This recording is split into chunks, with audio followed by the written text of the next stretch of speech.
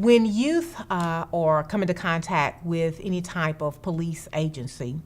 the police have to make a decision as to whether there is probable cause that the youth has committed some type of offense. Once that decision is made, there are a couple of routes that case can take. The police department can bring the child to our local detention center here at Henry Wade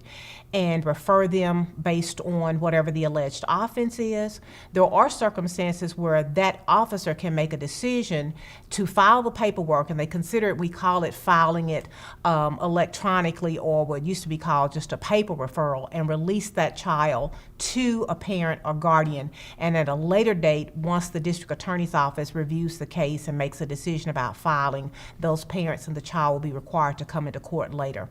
In the event that the child is actually taken into custody and brought to our intake division here at the Henry Wade Center, they initially see an intake probation officer. That intake officer reviews all of the paperwork from the local police department to ensure that there is probable cause that the child has committed the offense as alleged. That intake officer will make sure that the child is mentally and physically healthy enough to sit through that intake process and or come into detention if that is required. The intake officer can make a decision based on a number of criteria and risk factors as to whether the child can be released from detention at that point at intake to a parent.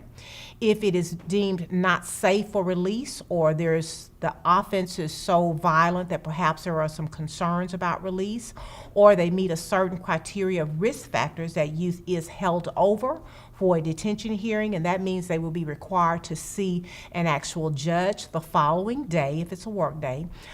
to see the judge and make a decision at that point as to whether they can be released or detained. The criteria for the judge in release is several extra criteria. One is there a likelihood that the child will run away or abscond if released? If there is not adequate supervision in the home, if there is no one to return the child to court when they need to come back, if they are alleged to have committed an offense that would indicate they would be a danger to self or others, or if they have been previously adjudicated and delinquent and there's a likelihood that they will reoffend if released. If any one of those criteria are met, the child is detained. If the criteria are not met, then the child is released to an appropriate parent or guardian, sometime with some type of services in place so that we can monitor them, or they can be engaged before pending court or while pending court to make sure that they have some type of supervision while awaiting court.